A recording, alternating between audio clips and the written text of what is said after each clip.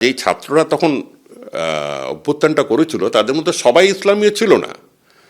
ইসলামী চরমপন্থীদের সবচেয়ে বেশি বেড়েছে ইসলাম এই ইউনুসের আমলে। এত বাড়লো যে ইউনুস নিজের যেই দলটি তৈরি করলো, ন্যাশনাল সিটিজেন্স পার্টি করলো, তিনি ভাবলেন ওদেরকে সরাবেন, পরে গিয়ে ওদের সাথে লেজুর হিসেবে জুড়ে গেল। জামাতি ইসলামীর 11টি পার্টির ফ্রন্টের একটি ছোট পার্টনার হিসেবে ইউনুস তার পার্টিকে নিয়ে গেল। এখন এইটার ব্যাপারে একটু সাবধান থাকতে হবে। এই শক্তি কিন্তু আরো মজবুত হলো। কেন বলছি আমি? এখন অবধি যা আমরা জানতে পাচ্ছি 297 হাউসে 68টি পেয়েছে জামাতুল ইসলামী। তার মানে 1:4 1:4 তারা কোনোদিন পায়নি। আমরা দেখছি ওরা হেরে গেছে, কিন্তু আমি দেখছি from point of political science যে ওরা 15-20টা বেশি কোনোদিন সিট পায়নি।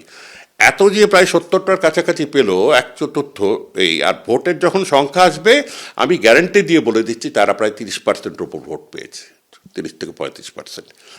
এটা মানে বাংলাদেশে এমন একটা আবহাওয়া তৈরি করা হয়েছে, একটা অ্যান্টি ইন্ডিয়া মানে আবহাওয়ার মধ্যে, যেখানে আমাদের খুব সাবধানে চলতে হবে।